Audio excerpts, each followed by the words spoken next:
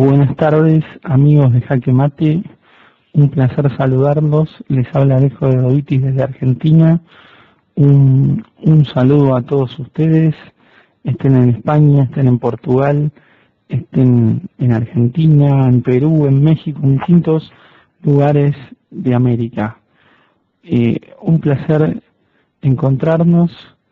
Realmente en el día de ayer tenía unos exámenes que realizar y por eso no pudimos hacer la clase en el mismo día de siempre, pero estamos aquí hoy para ver una partida de quien se consagrara campeón mundial luego de Tigran Petrosyan, es decir, el gran maestro nacido en Leningrado, Boris Spassky. Un saludo a Clavero, al maestro Martín Madina, a Tonet, a Unicornio por supuesto, también a Cárpatos y a todos los amigos que se van sumando a esta transmisión.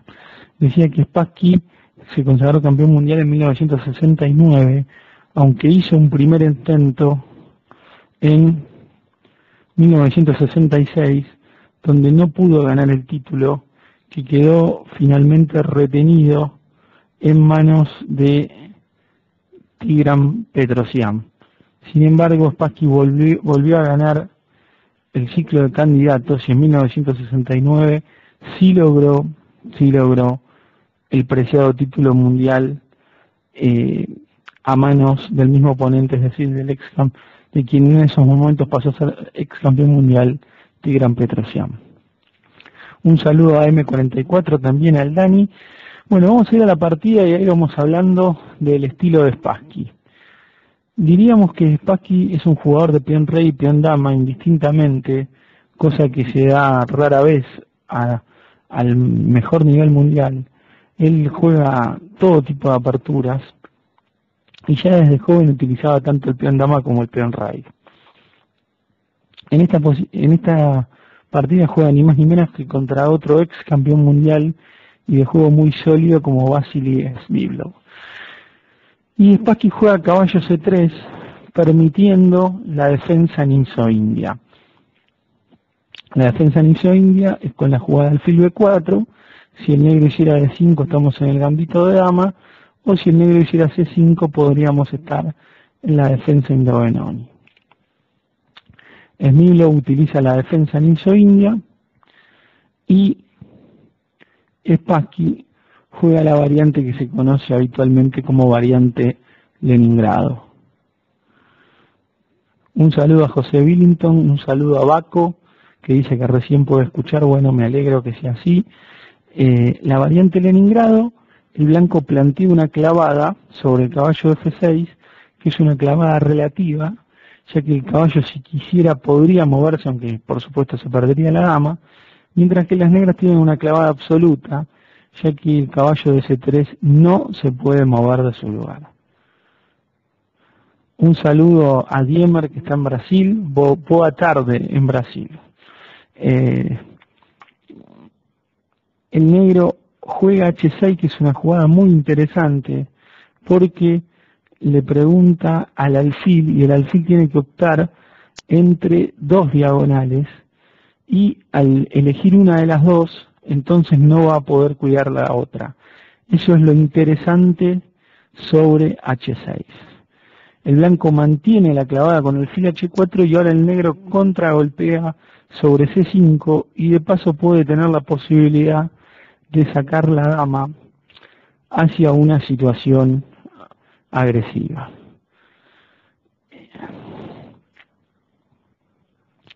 Las blancas con D5 ganan espacio en el centro del tablero y hacen que, digamos, en cierta medida ponen en duda la jugada C5 de las negras, pero la jugada C5 es absolutamente correcta. Si acá las negras jugaran dama A5, las blancas intercalan alfil por F6 y defienden a su caballo de C3. Por lo tanto, la jugada E por D5 de Vasily Svivlov es una buena jugada, aunque en la actualidad se prefiere jugar con D6 con idea de doblar peones y después bloquear la posición con E5. Entregados los alfiles, lo mejor que se puede hacer es bloquear la posición porque los caballos juegan mejor en una posición trabada de peones. Y mientras tanto, podríamos decir que el blanco va a tener que justificar la debilidad de sus peones y levantar ese bloqueo, lo cual no es tan sencillo. Un saludo al Guasón y también a Ardorín. Pero esto no fue así y Smilov también saluda a Macoco. El negro tomó E por D5 y el blanco retomó de peón. Las negras hicieron D6 y parece que hay una estructura de una defensa indovenoni, pero donde este alfil debería estar saliendo por fianchetto y en lugar está en la casilla B4. Yo creo que esto a la larga es un poco favorable a las blancas. El blanco hace E3, el negro entrelaza sus caballos y el blanco hace una jugada interesante como alfil B5 que realiza una clavada absoluta. Recuerden que las clavadas absolutas es cuando se clava una pieza que no se puede mover porque atrás está el rey, mientras que las relativas, como sería esta otra, detrás del caballo de F6 hay una pieza de mayor valor, pero quizás en un momento táctico inesperado el negro podría llegar a mover ese caballo. Reitero mi saludo a José Billington, me alegro que nos acompañe siempre. Smilov en roca y ahora el blanco juega caballo en G2. El blanco también entrelaza sus caballos para que el alfil de B4 quede un poco desairado. Las negras juegan caballo E5 y el blanco hace el enroque. Digamos que la posición es un poquito mejor para el blanco, pero los dos alfiles se encuentran en una posición rara. Tanto el alfil de B5, que ahora le pega al aire, como el alfil de B4, que en realidad se puede cambiar por el caballo, pero en sí no logra ningún debilitamiento ni nada a favor más que el cambio. Por lo tanto, la posición es de mínima ventaja blanca. La jugada caballo G6 termina con la clavada en la diagonal H4D8, pero realmente era de consideración la jugada A6 para ver dónde iba a aterrizar o a salir ese alfil. Le digo a Clavero que más o menos las clases están durando entre media hora y 40 minutos. Hoy quizás dure un poco menos, como está diciendo Cárpatos, pero lo importante de esto es que ustedes pueden volver a repasar esta partida una vez que quede grabada en la videoteca de manos de justamente nuestro amigo Cárpatos. Las negras juegan caballo G6 y Spassky conserva el alfil. En general, si la posición es abierta, y esta es una posición no completamente abierta, pero que se puede abrir en cualquier momento, los alfiles son valiosos. Un saludo también a Lord Peón, un usuario que siempre nos acompaña y que es un placer tenerlo. Las negras van por el alfil con caballo H5 y ahora Spassky reacomoda al otro alfil, el alfil que estaba en B5 como desorientado. Las negras logran capturar y el blanco mejora su caballo. Ya el blanco es como que deja que el negro juegue alfil por C3, pero el blanco quiere iniciar una avalancha de peones en el flanco de rey y en el centro. Podríamos decir que el blanco tiene una mayoría de 4 peones contra 3 en el flanco de rey, mientras el negro tiene una mayoría de 4 peones contra 3 en el flanco de dama. Siempre hay que movilizar las mayorías de peones. No, eso es una cuestión inevitable. Si no se hace eso, la mayoría no sirve de nada y el rival nos va a tratar de atacar por el otro sector. Smilov quiere comer el otro alfil y ahora Spassky retrocede. Algunos dirán, bueno, Spassky ha perdido un tiempo, pero también es cierto que ese caballo va a ser expulsado oportunamente con F4, por lo tanto la casilla E5 en la que se encuentra no es verdaderamente un punto fuerte, porque puede ser de manera sencilla expulsado de allí. Si no pudiera ser expulsado, realmente el caballo de 5 sería quizás la pieza más importante de la posición. Las negras dan su alfil porque no tiene mucho futuro el mismo. El blanco retoma y el negro juega dama H4, que tiene el plan de jugar caballo G4, pero realmente no es un plan afortunado de Smyslov. Smyslov, lo hemos visto en clases anteriores, es un gran estratega, un gran jugador de finales y diríamos un jugador excepcional. Pero en este caso, como todo ser humano, se equivoca y no elige un plan adecuado. El Guasón pregunta si en un final el peón de D5 sería débil. Sí, en un final el peón de D5 sería débil, pero lo que pasa es que estamos muy lejos del final. O sea, como idea siempre hay que tenerlo en mente, pero al negro le va a costar mucho cambiar todas las piezas para llegar a un final. El blanco ataca ese caballo y el caballo se mete amenazando junto con la dama mate en H2.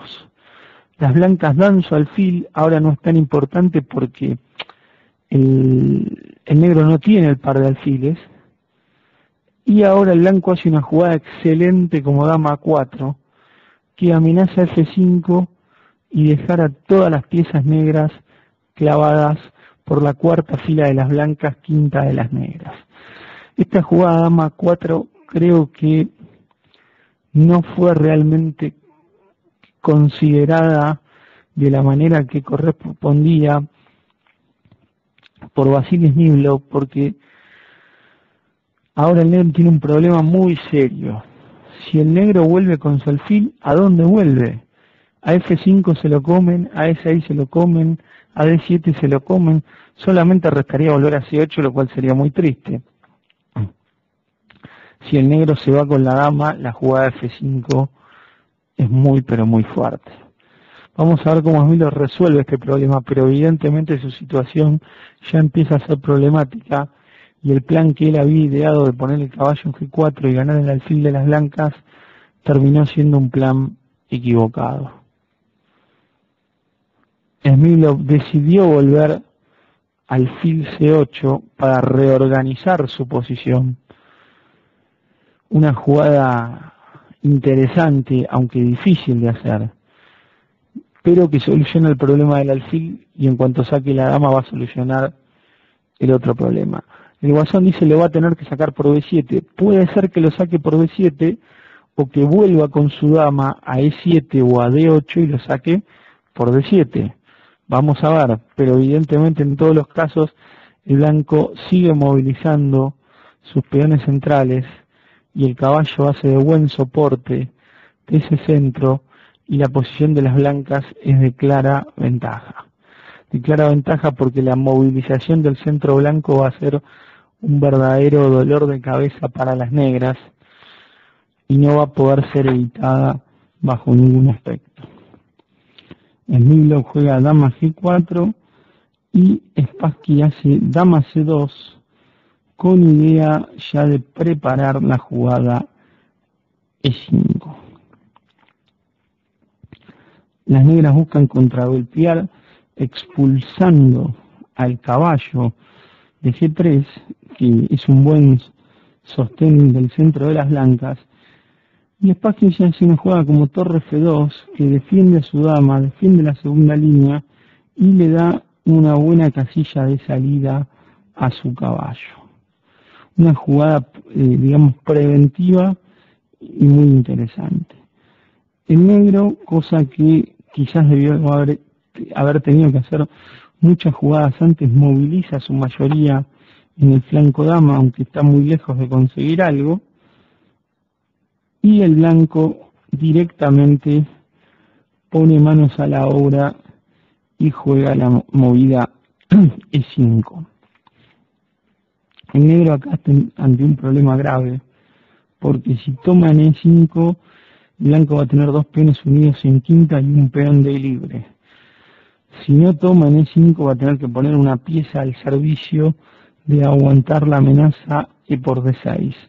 En todos los casos, la situación no es de felicidad absoluta para las negras. Digamos que la situación es bastante difícil y Smyslov opta por H4. Alfil B7, que está diciendo el Guasón, es una buena jugada y posiblemente el blanco jugaría torre D1 defendiendo a ese peón y después tratando de proseguir con su plan. Pero es una jugada razonable la del Guasón. El blanco juega caballo F1. Acá Baco está diciendo que el caballo va a ir por F1, E3 y posiblemente más tarde por F5 y no le falta razón. Y el negro, en vez de sacar el alfil por B7, lo activa por F5, atacando a la dama. Acá las blancas tienen varias opciones, pero Spassky elige una jugada muy fuerte. Digamos que una de las características del juego de Spassky, y que ese es su gran aporte al ajedrez mundial, no solo el haber sido campeón mundial, es su estilo universal, ¿no? Spassky es un jugador muy difícil de enfrentar porque sabe jugar muy bien posiciones tranquilas, posiciones agudas, atacar, defenderse, y jugar peón rey, jugar peón dama, y ante tal habilidad en una posición donde los dos peones centrales son muy fuertes, no solo por la posibilidad de avanzar rompiendo la estructura negra y también avanzar con ambiciones de coronación, sino que también son muy buenos porque limitan el juego de las piezas rivales. En este caso, el jugador de piezas blancas hizo la jugada torre 1, que es la jugada correcta, porque la torre en A1 no tenía nada por hacer y el peón que se encontraba sin apoyo, sin soporte, sin defensa, era el peón de E5. Ahora el peón D es candidato a coronar, pero también el peón E es candidato a avanzar y a abrir el enroque de las negras. Por lo tanto, podríamos decir que el problema negro viene en distintos frentes y es muy difícil de parar porque los peones tienen un elemento que los vuelve poderosísimos. Estoy hablando de los peones E5 y D5, que es la movilidad. Cuando los peones centrales son móviles, la posibilidad de controlarlos es francamente muy difícil, porque ¿cómo se hace para adivinar cuál de los dos ha de avanzar primero? Y controlar el avance de ambos no es tarea para nada sencilla. Vamos a ver cómo trata de hacerlo Smyslov, pero realmente su posición es problemática verdaderamente. Smyslov juega H3, pero H3 no plantea ninguna amenaza, ya que la torre está defendiendo la segunda. Y Spassky juega D6. D6 le da luz verde a ese peón, puede provocar E6 más adelante, puede provocar la entrada del caballo por E3 y D5. Digamos que el blanco tiene multiplicidad de planes a su disposición, mientras el negro no tiene ninguno para preocupar a las blancas y ni siquiera tiene uno totalmente concreto para detener el avance de los peones y las piezas de su rival. Creo yo que esta posición, aunque si ustedes se la pusieran al ordenador, les daría ventaja blanca, quizás no le dé ventaja decisiva, pero en la práctica, jugando maestros del calibre de Spassky o de Smyslov, quien lleva a las blancas en esta posición ganaría, y si invirtiéramos los colores y fuera Smyslov el que jugara con blancas también lo haría. Alfil F5, que decía el Guasón, antes no se podía por caballo E3 y caía el alfil de F5. Le digo a Baco dice, ¿por qué las negras tienen planes tan pasivos? Porque evidentemente sus piezas han quedado descoordinadas, sus dos torres no juegan y el alfil y la dama han movido muchas veces, pero no han hecho un plan verdaderamente peligroso. De hecho, el plan de avanzar el peón H ni siquiera molestaba a las blancas, ya que la segunda fila está defendida. Martín Madina, el maestro FIDE argentino, que reside en Madrid, nos está diciendo muy bien que quizás el problema ya sea del planteo en plena apertura de Smilov, y yo creo que él, con su experiencia y sabiduría, está dando en la tecla. Ese es el problema más grande. El negro ha elegido mal en la apertura al tomar E por D5, y el esquema en el que quedó, a las negras les cuesta más encontrar un plan. Las negras hacen alfil E4 para presionar sobre G2, pero el blanco sale caballo E3 atacando a la dama y de paso defendiendo G2. La dama se retira a E6 y la jugada torre F4 es una jugada muy fuerte. Macoco dice si no se puede abrir una columna en el flanco de dama para las torres, y yo le diría que tiene toda la razón, pero también le diría que el negro está tarde para eso, porque los peones blancos y las amenazas de las blancas, por ejemplo ahora el alfil, son concretas. Entonces el blanco no está dando tiempo para que el negro se organice en un plan de contrajuego. Eso es un gran manejo de la famosa palabra llamada iniciativa por parte de Spassky.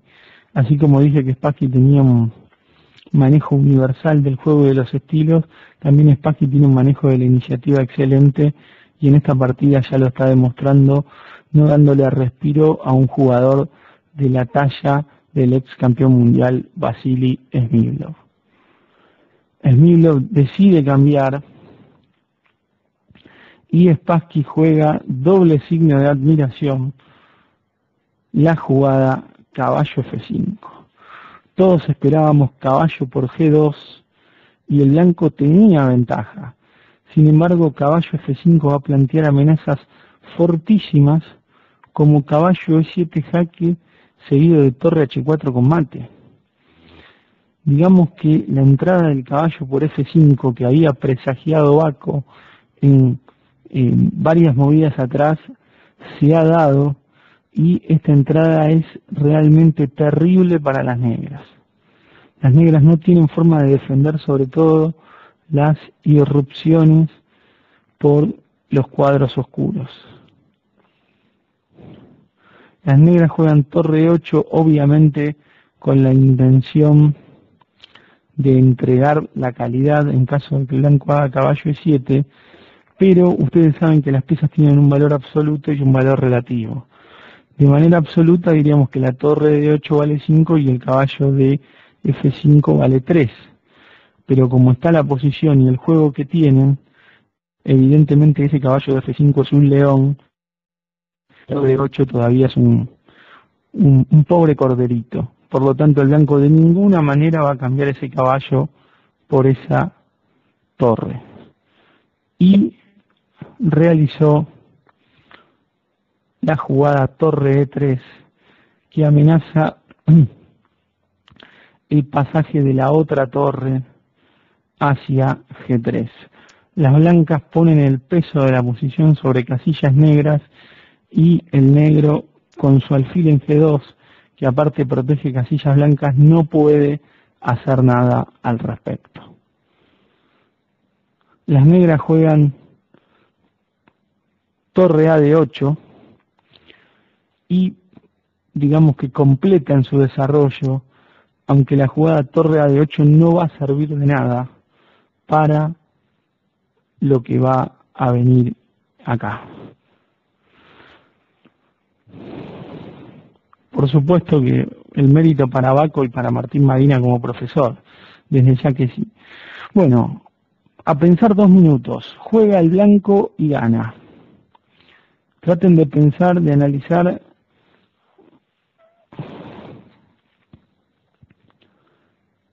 sin mover las piezas, ¿no? Por supuesto, como corresponde, y analizando variantes y no jugadas sueltas. Paco está tirando caballo por G7, al igual que el Guasón, pero me gustaría que traten de escribir qué jugarían a rey por G7.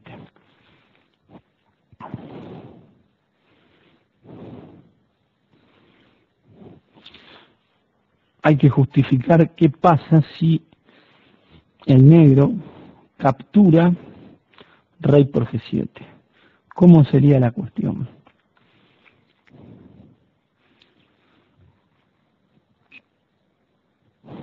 Evidentemente, Diemer, nuestro amigo brasileño Diemer también está hablando del sacrificio de caballo y el tema es cómo seguir después. Acá nuestro amigo Macoco está diciendo a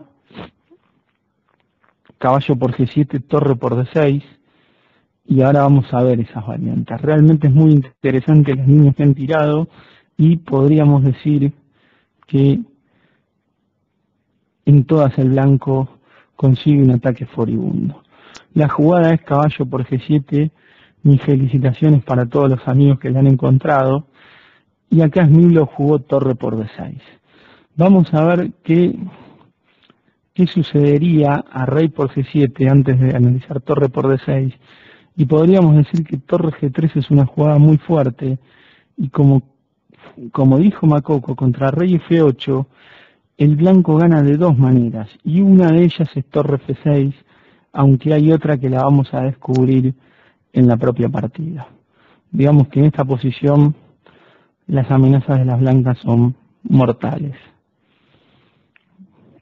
Smilo juega su mejor chance práctica con torre por D6 y ahora Spassky con caballo por E6 consigue que Smilo abandone, pero está muy claro que a torre por D2 la jugada torre G3 y a rey H8 la jugada torre H4 significaría jaque mate. Fíjense qué energía tenía la posición blanca, que ni aún el contragolpe de Smilo pudo hacer nada, y si volviéramos a analizar la jugada 33, podríamos decir que si rey por G7, torre G3, rey F8, también hubiera sido jugada ganadora torre por F7, para que vean la fuerza de la posición de las blancas. Y a rey por F7, dama F4 jaque. Y si dama por F7, en su jugada 35, dama H6, seguido de mate a la próxima jugada. Esto demuestra que la energía táctica de la posición blanca era como un volcán a punto de entrar en erupción, y una vez que Spassky logró hacer caballo por G7 en la jugada 33, la posición de las negras se cayó abajo, se vino para abajo como una estantería. Por lo tanto, deberíamos decir que no había ninguna defensa posible para el gran Vasily Smilov. Bueno, creo que esta partida ha sido una muy buena muestra del estilo universal y del gran manejo de la iniciativa que tenía Spassky. Hoy día lo sigue teniendo, pero podríamos decir que juega mucho menos Spassky, que es un jugador, digamos, que da exhibiciones y demás, pero pocos torneos juega en la actualidad, pero todos lo debemos recordar de su gran época, que fue en la segunda parte de la década del 60 y principios de la década del 70. Sin duda después el destino lo unió a Bobby Fischer y ahí las cosas fueron diferentes, pero eso va a ser historia de nuestro próximo capítulo. Bueno, amigos, como siempre el placer de saludarlos, les agradezco vuestra presencia, los felicito a muchos de ustedes por las jugadas que han dicho, los invito al sábado y domingo a partir de las 15 horas de Argentina, 19 horas de España, a ver la Copa Compumundo con la ayuda de la Fundación Telefónica de España y de Argentina, de Copa Compumundo de colegios primarios y de universitarios, y por supuesto que los espero la próxima semana, como corresponde, el día miércoles a las 15 horas de Argentina, 19 horas de España, para nuestra habitual clase de la historia del ajedrez que estamos desarrollando este año y que luego quedan grabados en las audiolecturas. Un abrazo grande, gracias siempre por estar, gracias siempre por colaborar, gracias por sus palabras, por sus propuestas, y el gusto realmente es mío. Un abrazo y nos estamos viendo la próxima semana. Que pasen muy bien acá en